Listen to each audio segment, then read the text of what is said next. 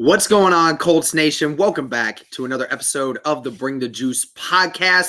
Well, this video is going to have a little bit of different feeling to it over the last few weeks that we've had to do these. Colts come out on top this week and come out in dramatic fashion, blowing out the Houston Texans 31-3.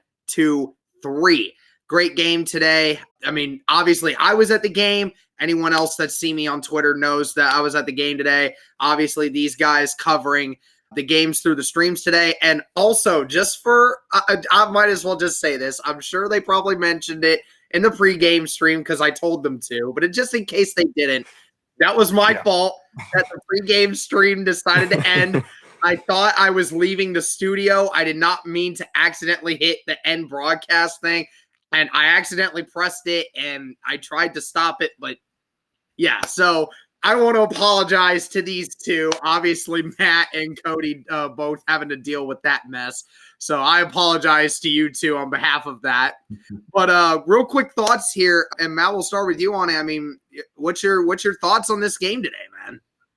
I loved everything I saw. I thought the defense stepped up and played really well. It was nice to see Isaiah Rodgers get that pick at the end of the game. I liked what I saw from him overall in this game too.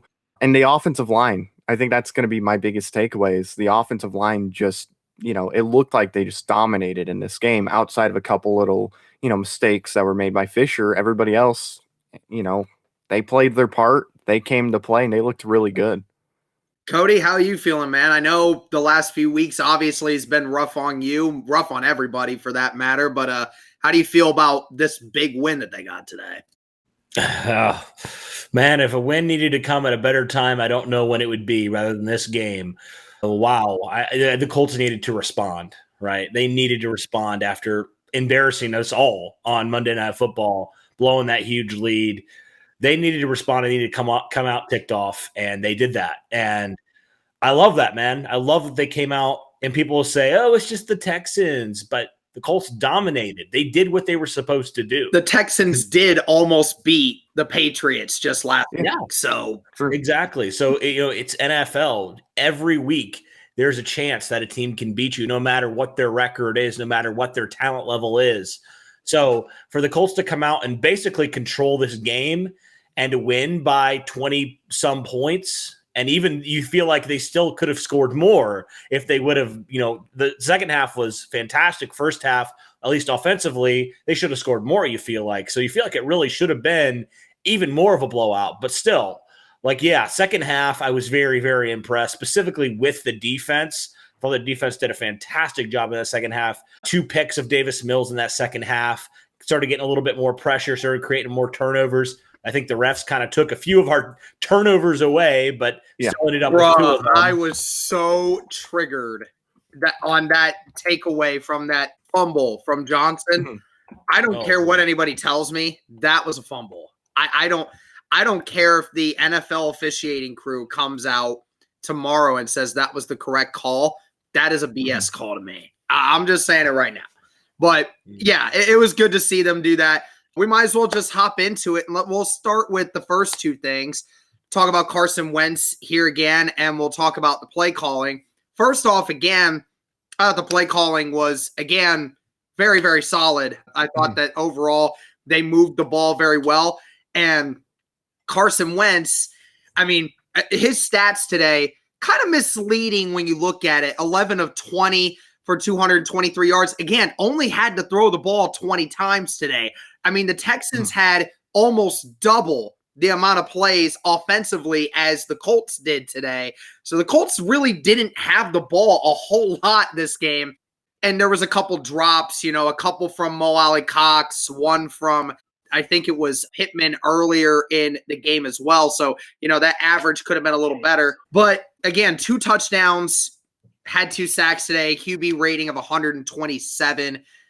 So far, I mean, Carson Wentz with over 1,500 yards passing, over 1,600 yards passing, and has 9 touchdowns to 1 interception. I mean, guys, he looks like he has not only figured out the offense, he seems like he's taking much more command of the offense, and he seems very comfortable. Cody, do you agree with that? Oh, yeah.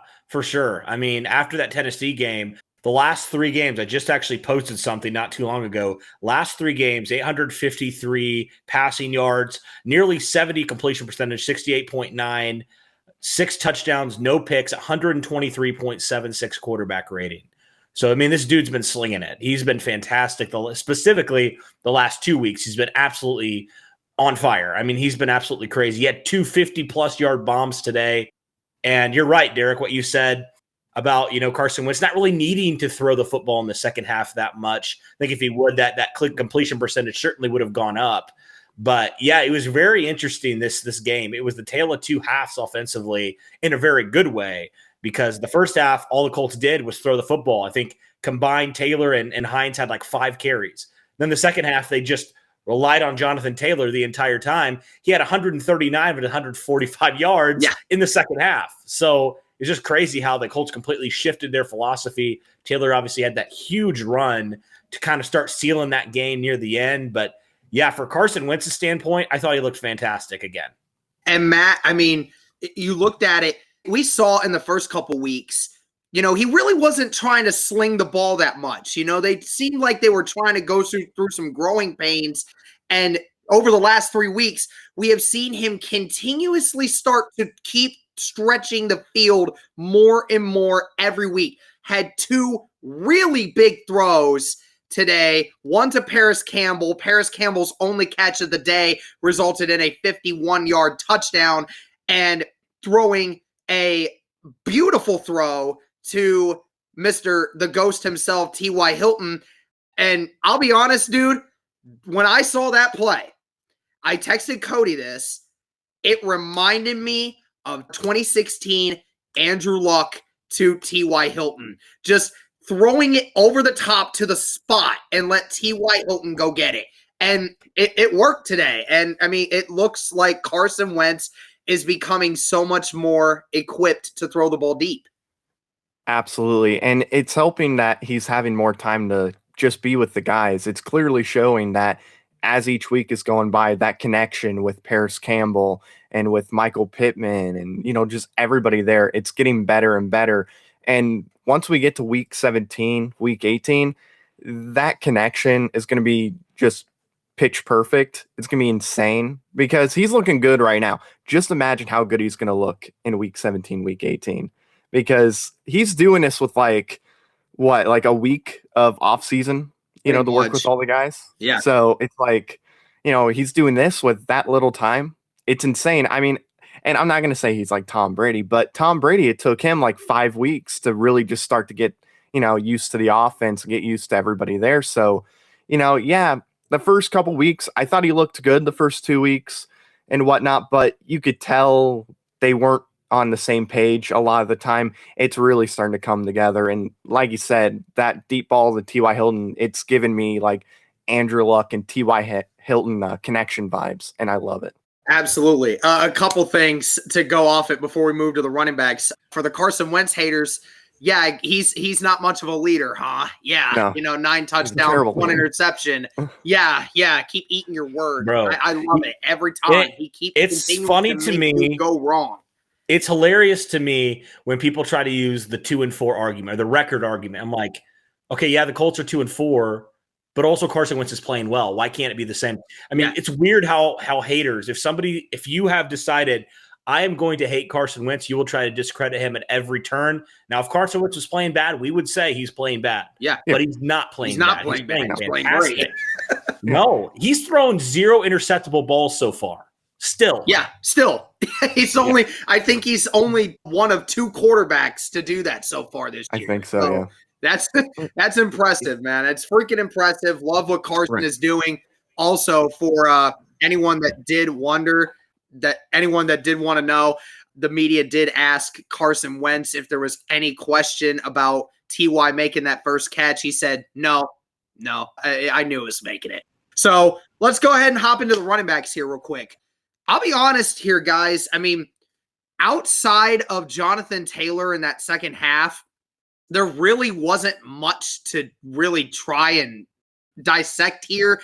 Hines, 4 carries for 13 yards. Hines, again, a non-factor in this game because the Colts really tried to utilize Jonathan Taylor, especially in that second half. Right. Marlon Mack, couple carries, nothing to report there. And like even Cody said, Jonathan Taylor only had like 3-4 rushes in the first half. They really were trying to space it out because they just couldn't quite get a movement up front. And then after that ginormous 83-yard run that he had, which, by the way, is his career high now, Jonathan Taylor after that, just smooth sailing. Another 2 rushing touchdowns. And Cody, I'll start with you again on this. What'd you think of Jonathan Taylor today? Oh, he was fantastic, man. Absolutely fantastic. 145 yards on only 14 carries. So do the math there. I mean, that dude's averaging a heck of a lot of yards per carry. And you're right. It wasn't just that 83-yarder. Like, you know, you take away that 83-yarder, he was still running the ball really, really effectively. Yeah. He could completely wearing down that Texans defense, especially in that second half. To your point that the Colts really didn't use him in the first half, I think they just didn't need to, you know, because they were passing it all over. Yeah, you're right. You're right. There's really no point, you know? Yeah. Yeah, you're right. You don't need to run the football as much if you are passing the way that the Colts did early in that. And I mean, Matt, we're starting to see here, you know, the resurgence of Jonathan Taylor. You know, we saw his usage has been rising more and more every week. And he's starting to, seems like he's getting the early season jitters out.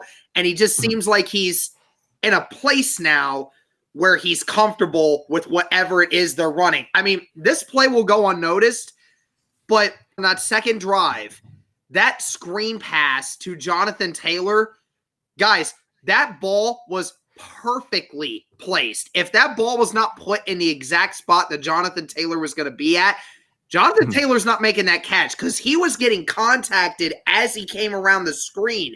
And it was a great pass and it was a great catch. And then again, you get him out into the open field. I mean, dude is just an unbelievable player. I mean, what do you think of what we've seen so far, Matt? I'm loving what I'm seeing from Jonathan Taylor. You know, I will admit I was a little worried in the first half. I was like, why is he not getting as many touches? It's like, yeah, I know Carson Wentz, he's balling out. He's doing his thing. But still, it was a little concerned because last time Taylor didn't run as much as what we wanted him to. It was because he was hurt. It was that Tennessee game, I believe. But second half comes in just right away. He gets 139 yards, you know, all in the second half. Back to business. And yeah, it would have been nice to see maybe Hines get touches a little more often and Mack. But, you know, why stop doing what's working? You know, like clearly running with Taylor was working and they were having a difficult time stopping him. So just keep giving them the ball until they stop him and then you can go to Mack or Hines. But yeah, I absolutely love it. I believe that 83-yard run is the longest run out of any running back this year too. Very interesting. Yeah, you're right. Hines just hasn't quite gotten it going very much in the run game this year, you know, and that's been a lot on the fact of the offensive line still not being very healthy. That's just what's going to happen. True. Hopefully they continue to have Hines utilized in that. And now let's go to the receivers. And there's a lot to dissect here. Guys, the Ghost returned. While he did not get a touchdown, again, was making play after play that just changed the dynamic of this offense. They asked a lot of teammates as well. You know, the very emotional speech that T.Y. Hilton gave Saturday, saying that he was very close to hanging it up and just saying, no, I can't do that. And then he said, well, you know, I talked to Andrew Luck and he tells me that, you know, that's not something you want to do. Believe me, you don't, because then you'll regret it for the rest of your life doing that. And he said, dude, I brought the energy. The fans brought the energy for me. And then I got pumped. And then I just gave the team energy. And, dude, it looked like it because Hilton, 4 catches for 80 yards. Paris Campbell, only 1 catch today, 51 yards for a touchdown. Great job by Paris Campbell on that play. We certainly hope he's okay. Went out with a foot injury after that. We certainly hope that that's nothing severe. Michael Pittman, only 2 catches today for 35 yards, but a couple of them were very, very important in that second quarter. Mo Ali Cox, only 1 catch today, but it was that 28-yard touchdown that we've seen. And Jonathan Taylor with 1 catch for 13 yards. Hines, 1 catch for 9 yards. I mean, Matt, they were spreading the ball out quite a bit today, even though there wasn't that many catches. Definitely. It's nice to see that everybody's getting involved. I obviously would have liked to see Michael Pittman get involved a little more, 2 catches, but hey, we're moving the ball around. Like you said, they were important catches. He's still involved, not just in the passing game, but in the running game too. And then, with TY, like I told you guys before we started the video, when TY had that catch, I had like some uncontrollable yell because you could just tell he was just so hyped when he caught that. He was so excited. He was so excited to be back on the field, dude.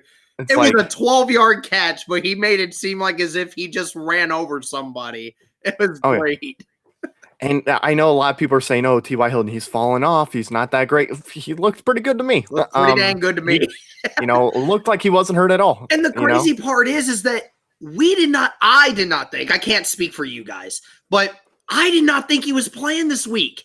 They made it sound like he wasn't going to play. And then we're like, oh, well, it's Texans week. Anything could happen. We know just what T.Y. Hilton can do against the Texans. So yeah, it's like when I saw that he was back at practice, I wasn't 100% sure, but as the reports were coming out with all the injuries and people that weren't participating, his name wasn't on the list. So, I had that feeling on like Thursday that he was going to be good to go just because he wasn't on their, their practice report. So, and also 2 more injuries to talk about. Hilton was asked about his quad that kept him out of the back end of that game.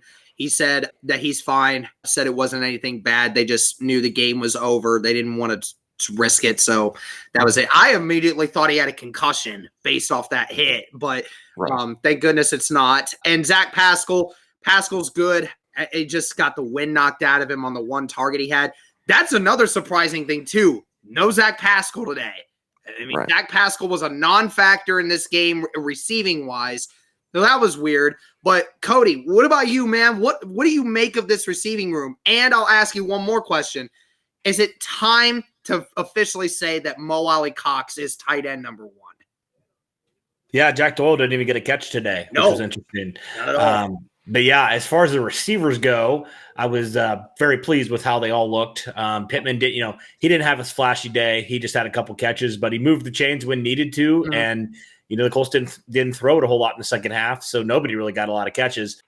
Yeah, Paris Campbell, I mean, I even said on stream, I said, man, that's what this guy can do. That's why you drafted him right there. And I really hope he's okay. Like, seriously. Yeah. I mean, this guy can't catch a break, man, with these injuries. He's so good when he's on the field. Yes. But he just keeps having these stinking injuries, and it's so frustrating.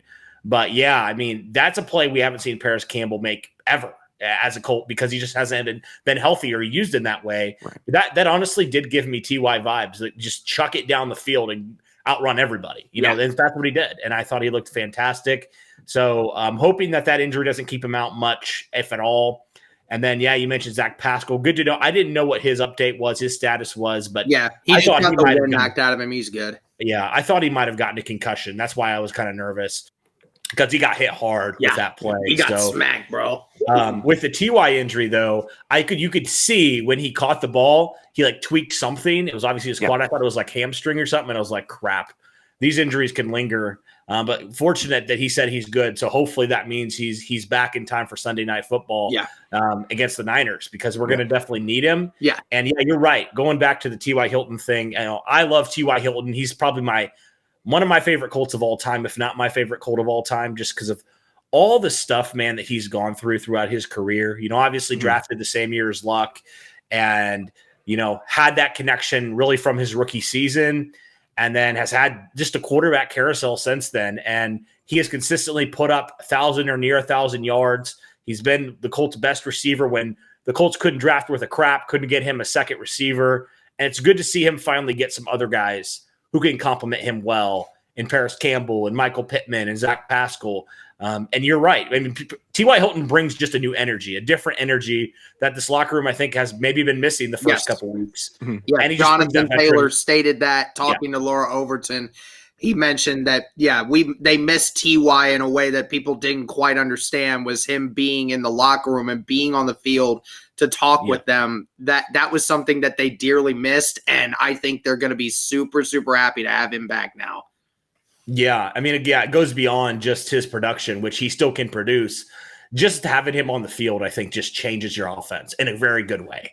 So, regardless if he can't do what he used to do back in the day, he's still a very big threat to all defenses. He should be. And defenses should be getting nervous because T.Y. Hilton is that dude. Even you past 30, he still can consistently find ways open. He's very crafty, a very crafty route runner. Very good in zone, man. He knows how to find the zone, and defenses should be worried because now Carson Wentz is firing up. They've seen it now 3 weeks in a row. He has gotten better and better and better, and it's making it look easy now versus some of these defenses. Again, it was against the Texans, but nevertheless, you still got to go out there and perform, and they did that. Last thing we'll talk about here for the offense. Offensive line. I know that, for the most part, it was decent today. Early on, seemed that it was struggling a little bit, at least from my perspective. But then second half, pass protection held up a lot better. And obviously, on that run for Jonathan Taylor, he reached practically third level before he even got touched. So, I mean, that was a great play there. And the run game just proceeded to just dominate after that. So, Cody, your thoughts on the offensive line today? Yeah, I mean, I think Matt said it perfectly a little bit ago. I thought the offensive line, besides Eric Fisher, Eric Fisher was up and down for me. Like, his first half was a little bit rough, had some kind of dumb penalties. Like, I know he had a couple, holds. He had a clipping. He had just or tripping. I'm sorry, not clipping. He had all these weird penalties today, but overall, he didn't allow a sack. The offsides he tried to get them to do, even though he never crossed the ball. He got him the first time, and he was lucky. And the second time, he jumped it. Like, bro, stop jumping it. It's not that important. Please stop doing that. Right. Yeah. I mean, I probably, to be fair, I probably would have done the same thing because you think he's going to jump. He moves, you move, But, yeah, I mean, overall, I thought Eric Fisher really started to hold it down in that second half. Didn't allow a sack. I thought he really has excelled the last couple weeks in run blocking. I thought he's looked fantastic in run blocking. And this whole offensive line, Chris Reed, man. Chris Reed, we talked about it, Matt. Chris Reed has been fantastic as well, filling in for Quentin Nelson at left guard. Obviously, I want Quentin Nelson back, but I want Chris Reed starting somewhere. I don't know where that is, but he's been so good for this Colts team. I hope they re-sign him after this year because he's been a solid veteran acquisition. Quietly, probably one of Ballard's best acquisitions in a while. I mean, he's just been that good. It's crazy that he didn't sign for more because he has been really, really good. And Ryan Kelly, the whole right side of the line, I thought looked really good. Matt Pryor, man, let's give him credit too. Matt Pryor has looked good. He has looked good. He has not allowed a sack, I don't think, to my knowledge, and he's been really good at run blocking for the most part. And, obviously you got your other two starters in there, and I don't know, man. I feel like this offensive line, now obviously you want Braden Smith back, but Matt Pryor can hold it down for a little bit. Don't rush Braden Smith back, and I'm okay with that. A couple weeks ago with Julian Davenport, I was like, Braden, please get back out there. Yeah, totally. I mean, Nelson supposedly will be back next week. We're hoping, for the love of God, that Braden Smith plays next week also. I mean, still don't know at this point. I still can't believe we don't know anything. But, yeah, I mean, it's been thrown around the idea that Chris Reed should still remain in the starting lineup and should take somebody's spot, whether that be staying at left guard and moving Big Q to left tackle or moving Chris Reed to the right guard, replacing Mark Lewinsky. Because, let's face it, Mark Lewinsky has not been very good this year. So, that's been thrown around. So true. And he's been okay, nothing special. He definitely hasn't been the worst, offensive lineman that we've had in the starting lineup. But yeah, I'd be fine either way, having Chris Reed either be right guard or have him stay at left guard and move Quentin Nelson to left tackle, at least until Eric Fisher is 100%. Because, he's been up and down for me, every time he started as well. But, he is coming back from that, Achilles injury. So I wasn't expecting him to be awesome right away. So if they want to have him sit for a little bit, move Nelson over to left tackle until Fisher is good to go, and then move Nelson back to left guard and then maybe put Reed at right guard. Maybe something like that would work. But yeah, I don't know. And then, with Braden Smith, it's like not only has his foot been injured, but that thumb. What's wrong with the thumb? That's been listed on the injury report for what, 3-4 weeks now? Yeah, I know. It's gonna be weird, but we talked enough about the offense here. Let's kind of shift gears now to the defense. There's a lot to talk about with this one too. There's a lot of stuff that happened here. So first things first, let's talk about it. Davis Mills, 29 of 43 today, 243 yards, 0 touchdowns, 2 interceptions, sacked twice today, QB rating of 62.5. So the 2 sacks that were accounted for today, one was from Kahari Willis late in the fourth quarter to pretty much seal it, and then one was by DeForest Buckner early in the game, even though it felt like there was a lot of times DeForest Buckner was actually in the backfield quite often. Even though there was a lot of times he actually wasn't playing in a lot of packages today, which I thought was weird. He was off the field quite a bit today, and I was surprised by that. But again, I want to point something out here. Mills had double the amount of passes as Carson Wentz and threw 20 more yards. Just letting everybody know that now.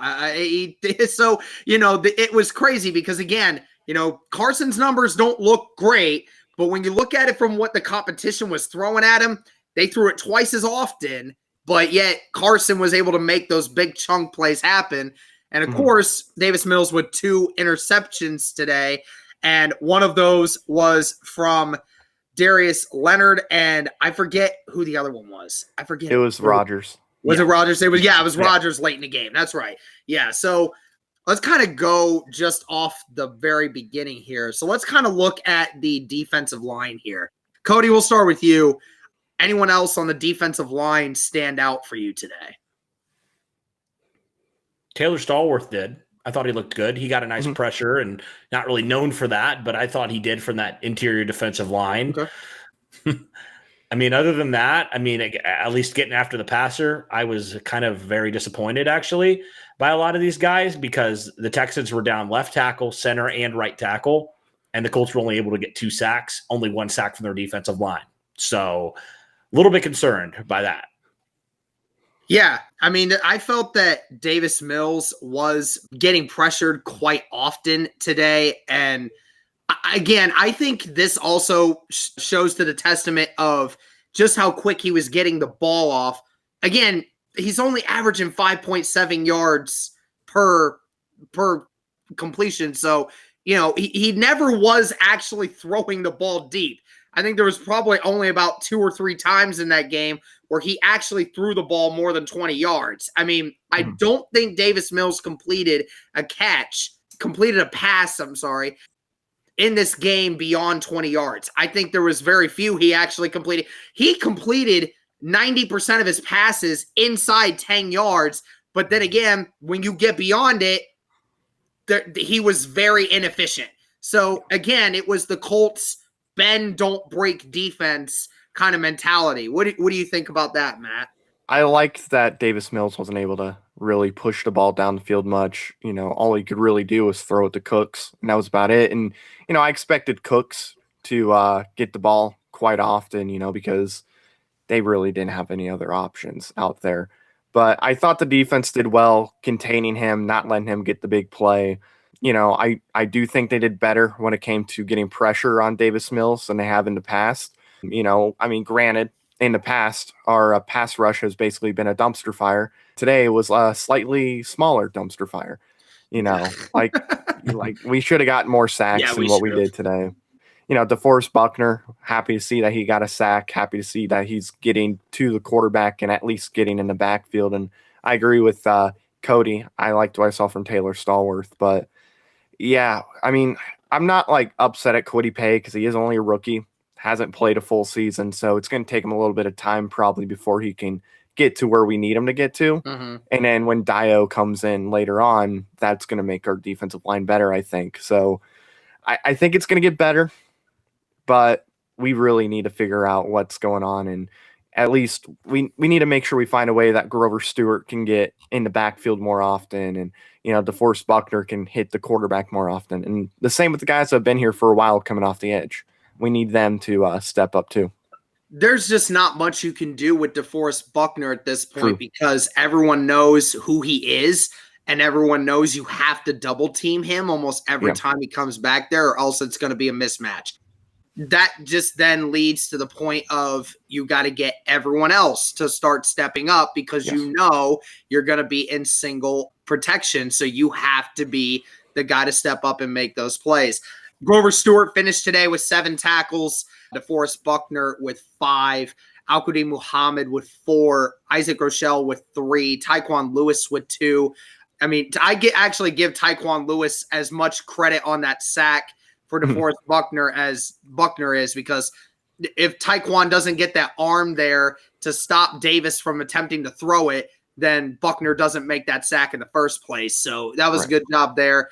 Yeah, like you said, still a lot of work to be done on the defensive line, but, at least they got some kind of pressure today off that. And then the run game.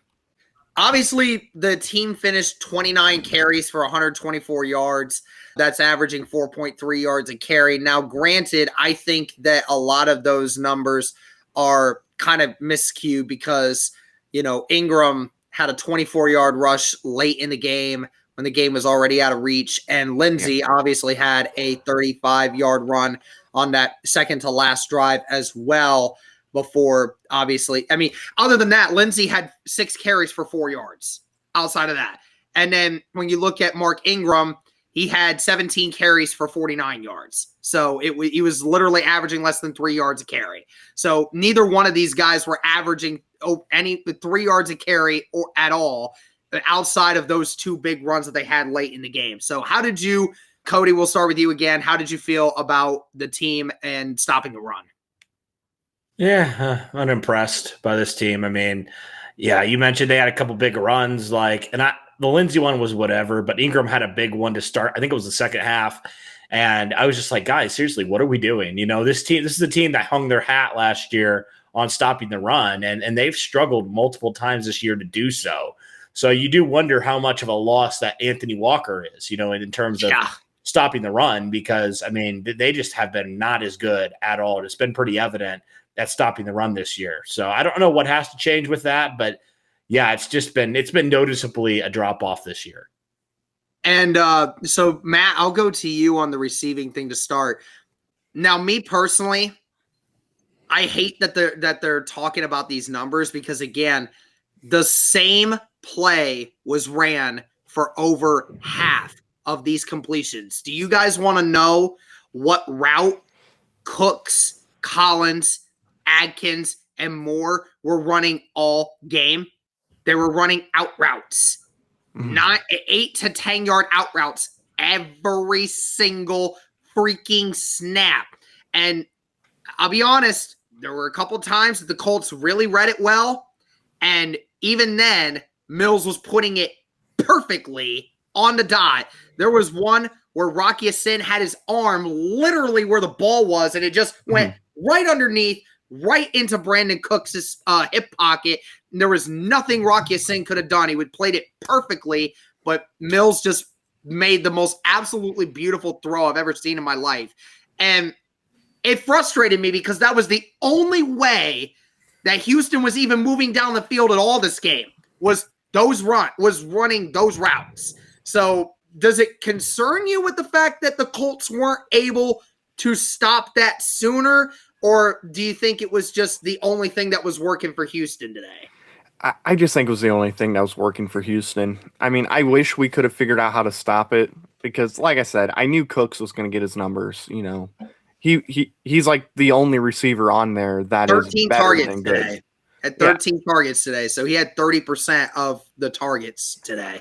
Yeah, and he's by far their best receiver. So I knew they were going to get the ball to him. They're going to force it to him. So, it would have been nice to have him not get as many catches, but that wasn't surprising. But honestly, with everybody else, even though those plays were working, I thought we did a good job stopping the receivers from really doing anything. I forgot they had Nico Collins playing today, too. And he looks like he could become a pretty good receiver, but I thought they did a good job, besides with Cooks, not letting their receivers, do anything. And even still, they weren't letting Cooks get the big play, which was nice, So if you're going to get 8-10 yards, whatever, just don't get 30 yards, on one play. How did you feel about it, Cody? Yeah, it was a little frustrating for a while, but yeah, I mean, the fact that you still hold him to 3 points, I mean, whatever. Like, well, you'll take it. You'll take it. If you're throwing it to him that many times, he's going to have some pretty good stats. But yeah, I mean, I thought Xavier Rhodes didn't really have a great day, if I'm being completely honest. He was kind of getting beat consistently on those plays. But, overall, if that's the only thing that works and they're not really big plays, you don't like it, but you take it, and you're like, whatever, we'll fix it next week. And not every team's going to just continuously do that to you. So, yeah. Yeah, totally. But let's kind of talk here about what we did see here. I mean, again, no touchdowns given up. And only one time did Indianapolis even allow the Texans into the red zone, which the one time they did held them at the 12-yard line, forced them into a field goal. Which, again, I'll take that over points. Okay. I think what you just saw today from a defensive standpoint was a defense that had its freaking mojo back. It reminded me so much of last year's defense when it was widely regarded as the best, possibly best defense in the league because they had that bend, don't break mentality. How many times the Texans went to their side of the field on 3 plays and were threatening to score again, and then the Colts just either had a sack or a great tackle outside by Kenny Moore. I mean, just looking at the tackle numbers, Bobby Okereke, 14 tackles today for Bobby Okereke. I can't say Okereke. I got to remember that now. Okereke. And Kenny Moore, 10 tackles. Darius Leonard, 9 tackles. Khari Willis, 9 tackles. You had, of course, because the Texans had a lot more plays, but you saw so many guys making big plays on the tackles perspective that it made it seem like, even though this team, felt like it was losing its grasp on the situation at times, when they got backed up against the wall, it seemed like they did their job and made one play that changed the whole rest of the drive. So, Cody, how'd you feel about the defense in general when you looked at it from the fact that they were threatened a couple times in this game, but were, for the most part, able to hold that at bay? Well, especially with how the second half, especially that fourth quarter in Baltimore happened in overtime, I was like, is this going to happen again? Obviously the Texans are at Baltimore, but, Davis Mills was playing very good at that point, and, they almost beat New England a week ago. So you're like, oh, shoot, could this potentially happen? Could the Texans actually make this a game? Right. And so the fact that the Colts really stepped it up in that second half, made plays when they had to, I thought was great. I thought it was a great, like you said, getting their mojo back a little bit. Because Davis Mills isn't that bad of a quarterback as everybody likes to think. I thought he looked really good. So, I mean, overall, I thought that the Colts defense, they held when they needed to. They made plays when they needed to. And that's all you can ask for this defense. Pitch a shutout in the second half. Really should have pitched a shutout the whole game. If Khari Willis hangs on to that pick, man, I mean, you shut them out. Yeah. I mean, and again, we can talk about the turnovers here. Khari Willis obviously recovered a fumble that, again, Darius Leonard forced. Just classic. Seeing it on the Jumbotron, see it all the time. Just the classic, bam, just punch right into the ball. Nobody in the league does it better than the freaking maniac does, and he did it again in this game, and also not only forced a fumble in that pivotal situation, also had an interception as well today. So that's 2 turnovers that Darius Leonard forced. And obviously Isaiah Rodgers, when the Texans were threatening at the very end of that game to score one time, Rodgers on Cooks, and that speed is just second to none. Covered a lot of ground really fast, made a great interception there. And like you said, if they hadn't dropped the interception, if Khari hadn't quite dropped it earlier in the game, then yeah, that probably would have went the complete other way. And everybody knows my stance, that fumble that was turned back, that was a absolutely god-awful call. I will take that to my grave. I don't care whether or not someone says he didn't have it. He caught it. He turned. He tried to make a football move, and he dropped it. That is a fumble to me. I mean, does anyone else want to chime in on that? Because I said it my time multiple times, and you guys haven't quite said anything. I want to hear your thoughts on it. Yeah, when I first saw the play, I obviously was like, oh, it's a fumble. It's clearly a fumble. And then, you see him make that turn, and then like right as he's getting ready to do, like I said, the ball's coming out. So I was like, yeah, I mean, to me, that's a fumble, but it's close enough to where I'm not gonna, freak out and be like, hey, you guys are wrong. I'll be like, it looks like a fumble to me, but whatever, it is what it is. It at least that play didn't cost us anything too much. Well, thankfully it didn't. Yeah. What about you, Cody? I mean, yeah, I think I'm right there with Matt. Like, I could see how it could go either way. I think I'm more upset that they didn't count Kwity Paye's first career interception. Yeah. Because I know, right? Like, why? It didn't even look like it hit the ground, but apparently it did. So. Yeah. It would have been turnover on downs anyway. So now I want to tell y'all a funny story. Don't know if you have read any Twitter updates or anything or heard any of the radio. I was listening to the radio on the way back. Lara Overton was asking Darius Leonard about everything that went happen today.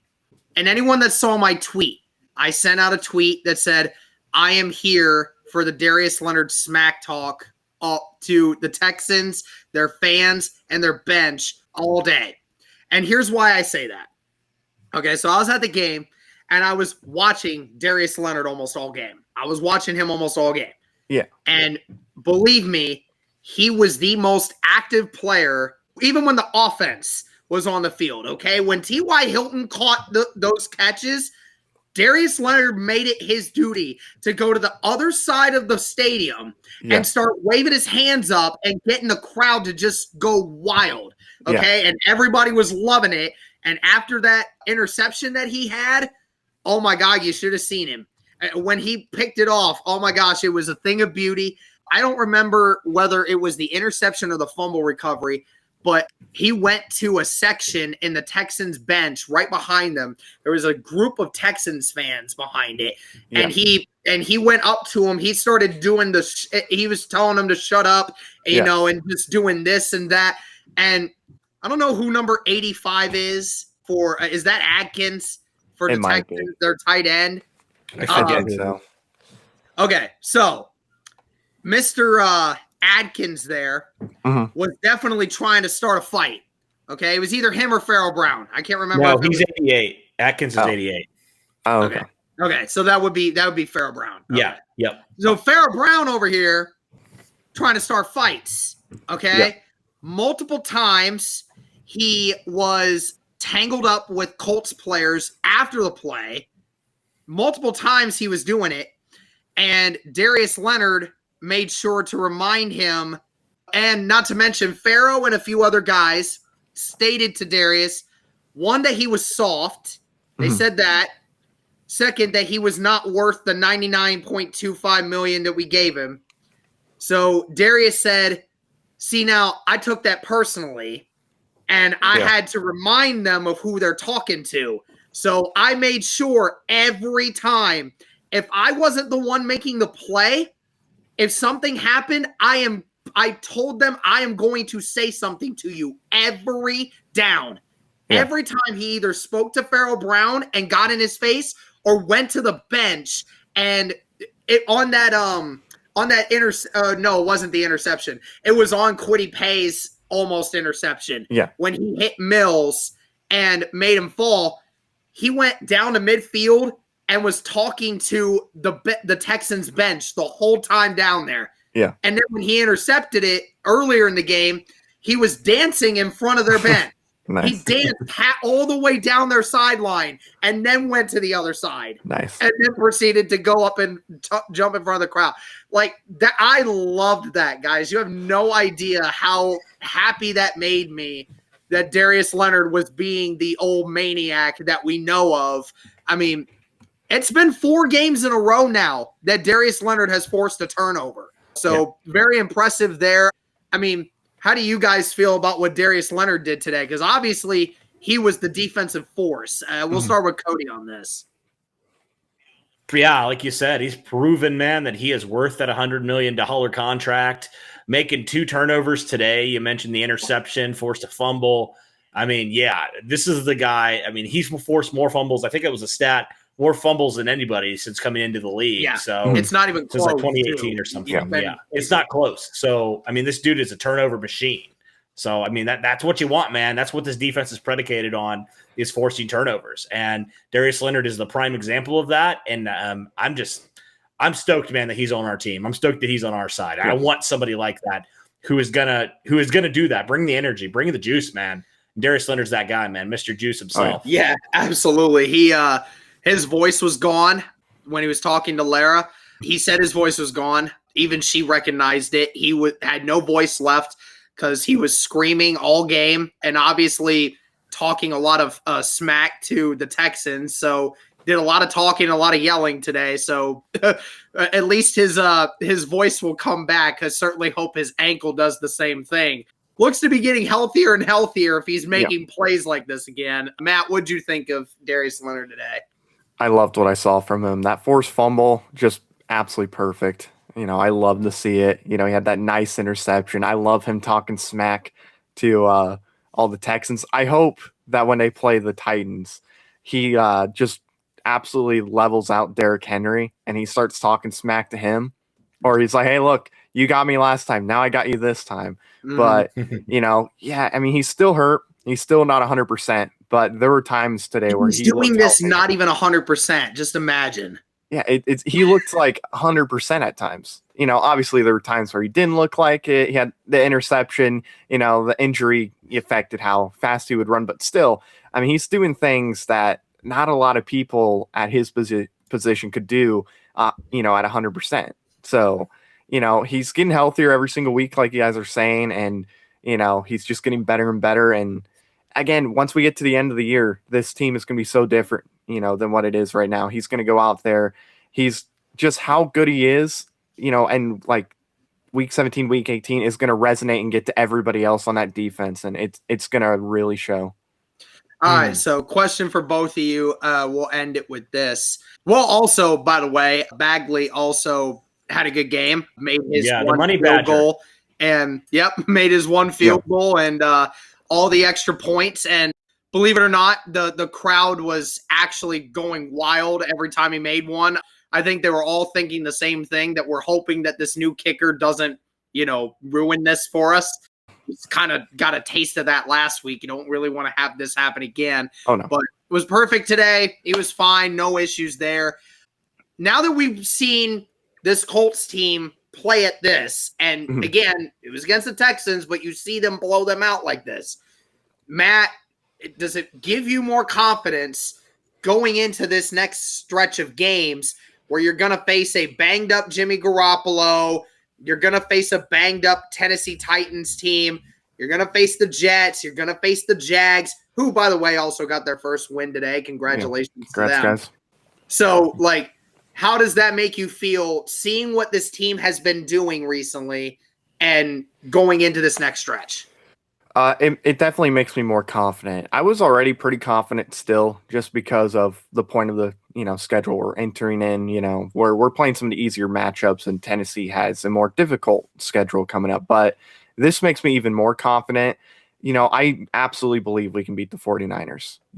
I mean, even if they're healthy, I still think we can beat them. They're a very good team, but we hung in there with the Rams. And we weren't anywhere near as good as what we are now. And same with the Ravens. I mean, we were blowing them out for a while. So I expect, a win there too at this point. And then with Tennessee, I want them fully healthy because I want to just smoke them. I think we can win with them fully healthy. I was talking to Cody about this earlier. I think we can beat anybody fully healthy. I think we can compete with the best of the best. Well, yeah, Carson Wentz in the last Tennessee game, remember, wasn't even close to being the Carson Wentz that we're seeing now. No, I could move better than he did at that time. So it definitely makes me more confident. And then with Carson Wentz getting better and better every single week, I mean, I have a feeling we're going to go on a run. What about you, Cody? What are you thinking, man?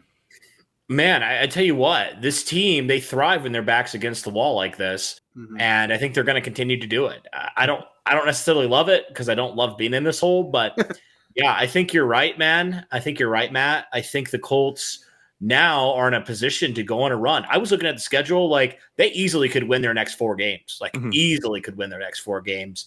I mean, none of these teams are any tougher than the teams you've just played, the gauntlet you just played in, and almost won 2 of those. You should have won 2 of those. And it's just crazy to think about if a few things go differently in those 2 games. I mean, instead of 2 and 4, you're 4 and 2. Yeah. So, I mean, it just goes to show you, man, how much different. Like if this Colts team can continue to build confidence off of this win and have a second half like they had it this game, I mean, they can beat anybody. They can. Yeah. The reason why they are 2 and 4 right now is simply because injuries, and they shoot themselves in the foot way too often. It's always those self-inflicted, stupid penalties that they commit at the worst times possible. And they should be winning. Like they should be winning a lot more games than they have so far. Because this team, we had no question, guys, that this team is talented.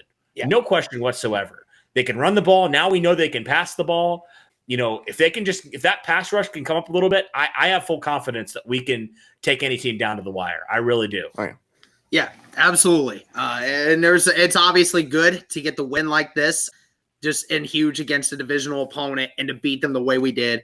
And also, I'll just say this, Colts Nation, again, thank you to everyone that will either watch this video or was even at the game today. The atmosphere was wild. It was fantastic in the stadium. I may even I may potentially upload the video that I took of Hilton coming out of the tunnel. It was funny because he said, you know, I almost got emotional coming out of that. He said, he's very rarely felt that kind of emotion before on the football field the way he did today. And the funny thing was, I'll leave you two with this one. At the end of that game, there was a couple dudes in my section, and I joined in on this chant because I thought it was funny. There was the chant of, "Where is Watson?" And everybody just went off. The entire section did it once. And then when they did it twice, everyone on the south end of the stadium started doing it. So that was pretty funny. Obviously, that we had to crack that joke. Either way, Indianapolis 2 and 4 now on the season after a divisional win over the Houston Texans in dramatic fashion. Thank you guys again so much for tuning into this video. Let us know what you think of this game and let us know what you think in the comments. Thank you all so much again for the support. And as always, go Colts.